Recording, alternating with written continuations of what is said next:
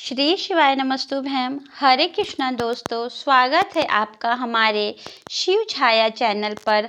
आप सबको कार्तिक मास की बहुत बहुत शुभकामनाएं। चलिए आज की कहानी सुनते हैं। किसी गांव में एक गरीब ब्राह्मण और ब्राह्मणी थे जो भिक्षा मांगकर अपना गुजारा करते थे और भगवान की भक्ति में लगे रहते थे। वो इतना ही भिक्षा मांगता था जितने में उसके परिवार का भरण पोषण हो जाए। उस नगर का राजा बहुत धनवान था और ब्राह्मणों का आदर करने वाला था। राजा किसी भी ब्राह्मण को अपने महल से खाली हाथ नहीं जाने देता था। दूर दूर के ब्राह्मण राजा के पास आते और मुंह मांगा दान लेकर आशीर्वाद देकर जाते थे। एक दिन ब्राह्मण की पत्नी ने ब्राह्मण से कहा कि दूर दूर के ब्राह्मण राजा से दान लेकर चले जाते हैं और तुम इसी नगर में रहकर एक बार भी राजा के पास नहीं गए। जन्म भर कंगाली कहाँ तक झेलूं। आज तुम जाओ और राजा से कुछ मांग कर लाओ। तब ब्राह्मण ने अपनी पत्नी को समझाते हुए कहा, तू तो बावली है, हमें धन की क्या जरूरत। हमें इतना तो मिल ही जाता है जिससे हम अपना पेट भर सके, और राजा का धन अच्छा नहीं होता, वो हमें नहीं लेना चाहिए। लेकिन ब्राह्मण की पत्नी जिद पर अड़ गई और बोली, आज मैं तुम्हारी एक भी बात सुनने वाली नहीं हूँ। कब तक हम कंगाली में जिएंगे। तुम तो रोज माला लेकर बैठ जाते हो। अपने बच्चों को क्या खिलाएं और क्या पहनाएं। बच्चे जब दूसरे बच्चों को पहने ओढ़े और खाते पीते देखते हैं तब उनका भी मन ललचाता है। आज तुम राजा के पास जाओ। राजा बहुत भला व्यक्ति है, वो हमें जरूर मुंह मांगा दान देगा। मजबूर होकर ब्राह्मण राजा की महल की ओर चल दिया, पर राजा उस समय महल में नहीं था। ब्राह्मण को वापस लौटना पड़ा। दूसरे दिन ब्राह्मण की पत्नी ने ब्राह्मण को फिर से राजा के पास भेजा, परंतु राजा फिर से महल में नहीं मिला। तीसरे दिन राजा महल में मिल गया और उसने ब्राह्मण का स्वागत किया और 2 दिन ना मिल पाने के लिए क्षमा मांगी। राजा ने कहा, मैं आपकी क्या सेवा कर सकता हूँ। ब्राह्मण ने कहा, जो मैं मांगूं आप दे सकेंगे। राजा ने कहा, हाँ हाँ, आप कहिए, मैं आपकी क्या सेवा करूं। तब ब्राह्मण ने कहा, महाराज, मैं कुछ और नहीं चाहता, बस आप मुझे अपने पसीने की कमाई से 4 पैसे दान दे दीजिए।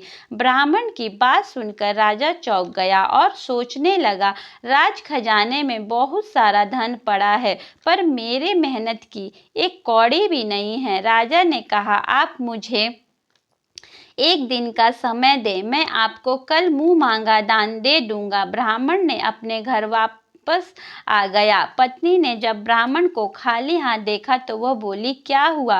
राजा ने कुछ भी नहीं दिया। ब्राह्मण बोला, राजा ने कल देने के लिए कहा है। पत्नी अपने मन में सोचने लगी, शायद इन्होंने बहुत सारा धन मांगा होगा, राजा को इसकी व्यवस्था करने में समय लग रहा होगा, इसलिए कल बुलाया होगा। इधर राजा ने अपने कपड़े खोलकर फटे पुराने कपड़े पहने और मजदूर जैसा भेष बना लिया। जब राजा की पत्नी ने देखा, राजा से पूछा, तब राजा ने सारी बात बताई। इस पर रानी बोली, मैं भी आपके साथ चलूंगी। राजा के हाँ कहने पर रानी भी पुराने कपड़े पहनकर तैयार हो गई। दोनों राजा रानी काम की तलाश में शहर को चल दिए और लोहार की गली में जाकर राजा ने आवाज लगाई, किसी को मजदूर चाहिए, मजदूर चाहिए किसी को। तब एक लोहार ने उन्हें बुला लिया और राजा को घन पीटने के लिए बोला और रानी को कुएं से पानी लाने के लिए कहा और कोयले के घर से कोयला लाकर भट्टी में डालने के लिए कहा। तुम दोनों को दिन भर में 2-2 आने मिलेंगे। काम पसंद हो तो बोलो, नहीं तो अपना रास्ता नापो। राजा रानी लोहार के बाद बताए काम को करने लगे। राजा लोहा पीटने में लग गया, पर उसने काम ठीक से नहीं हो पा रहा था। लोहार नाराज होकर राजा को ठीक से काम करने के लिए कहता। राजा जैसे तैसे अपना काम करने लगा। उधर रानी भी कुएं से पानी भर कर लाने लगी। रानी के हाथों में फफोले पड़ गए। किसी तरह उसने बड़ी कठिनाइयों से उसने पानी का हौज भरा। उसके बाद रानी कोयले के घर से कोयला लाकर भट्टी में डालने लगी। कोयले भरने से रानी के गोरे हाथ और कपड़े काले हो गए। भट्टी में आग आने पर लोहार ने पात भट्टी में से निकालकर पहिए में जमाई और एक घन अपने हाथ में लेकर और एक राजा के हाथ में देकर कहा, देखो, बारी बारी से घन इस पर पटकना, हाथ इधर उधर ना होने पाए। राजा जोर जोर से घन पटकने लगा, लेकिन उसका निशाना ठीक नहीं बैठता था। मजदूरों का यह हाल देखकर लोहारन बड़बड़ाती हुई आई और लोहार से कहने लगी, तुमने कहाँ से ये नौसिखिया मजदूर काम पर लगाए हैं? इनसे काम नहीं होगा। यह मजदूर तुम्हारा सब काम बिगाड़ देंगे। राजा रानी उनकी फटकार सुनते सुनते अपना काम कर रहे थे। काम करते करते राजा का शरीर पसीने से भीग गया और जोर जोर से सांस चलने लगी। उधर रानी भी अपना काम करते करते थक कर चूर हो गई। दोनों ने पूरे दिन बहुत मेहनत की। लोहार ने राजा रानी को दो दो आने दिए। दोनों अपने पैसे लेकर खुशी खुशी अपने महल आ गए। अब उन्हें पता चला मेहनत की कमाई कैसी होती है। राजा ने 4 पैसे अलग रख दिए और अगले दिन ब्राह्मण को बुलवाया कर उन्हें दे दिए। ब्राह्मण राजा को आशीर्वाद देकर घर लौटा और अपनी पत्नी से कहा, लो, मैं राजा के यहाँ से दक्षिणा ले आया हूँ। पत्नी खुश होकर दौड़ती हुई आई, पर उसने जब पैसे देखे तो वह फिदक कर उसने दूर फेंक दिए। वो जल भून कर ब्राह्मण से बोली, तुम जैसे दरिद्र से राजा के वहां जाकर भी कुछ न मांगा गया, शर्म भी नहीं आती, कहकर रूठ कर चली गई और बड़बड़ाती रही। ब्राह्मण ने उन 4 पैसों को उठाकर तुलसी के पास रख दिया और सोचा, जब पत्नी शांत हो जाएगी तब उठा लेगी। परंतु बहुत दिनों तक वो पैसे वहीं रखे रहे। उन पर से पत्ते गिरकर पैसे मिट्टी में दब गए। कुछ दिनों बाद तुलसी के आसपास 4 पौधे उगे। चारों ही पौधे बहुत सुंदर थे। यह देख ब्राह्मणी उसमें पानी डाल देती। 4 महीने बाद वो पौधे बड़े हो गए और उनमें फूल लगने लगे। फूल सूखने पर उसमें से मोती झड़ने लगे। ब्राह्मण और ब्राह्मणी ने कभी मोती देखे ही नहीं थे। वो समझे ही नहीं कि ये बीज है, कि ये मोती है। हर रोज कई फूल खिलते और बहुत से मोती गिरते। ब्राह्मणी उन सब मोतियों को एक कोने में इकट्ठा कर देती। उसके आंगन में मोतियों का ढेर हो गया। एक दिन एक सब्जी वाली आई। ब्राह्मणी को सब्जी लेनी थी, पर उसके पास पैसे नहीं थे। उसने सब्जी वाली से कहा, क्या तुम मुझे इन चमकदार बीजों से कुछ सब्जी दोगी? सब्जी वाली ने देखा तो वह पहचान गई, यह तो मोती है। उसने खुशी खुशी ब्राह्मणी को सारी सब्जी दे।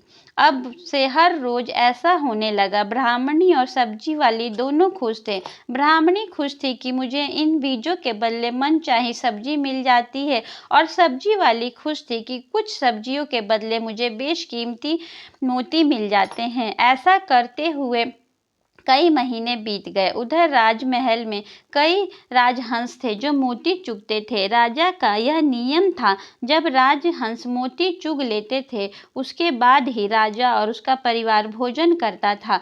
एक समय राजा का सारा धन उन मोतियों और दानों में खर्च हो गया। राजा के पास मोती खरीदने के लिए पैसे नहीं थे। यह खबर पूरे नगर में फैल गई। जब यह बात ब्राह्मण और ब्राह्मणी को पता चला तो उन्होंने यह विचार किया, राजा बहुत ही नेक और दानी इंसान है, उसने अपना सारा धन दान कर दिया। तब ब्राह्मण ने कहा, तू कहे तो इससे मैं कुछ बीज और राजा को दे दूं। इन बीजों से तू रोज सब्जी और खाने पीने का सामान ले लेती है।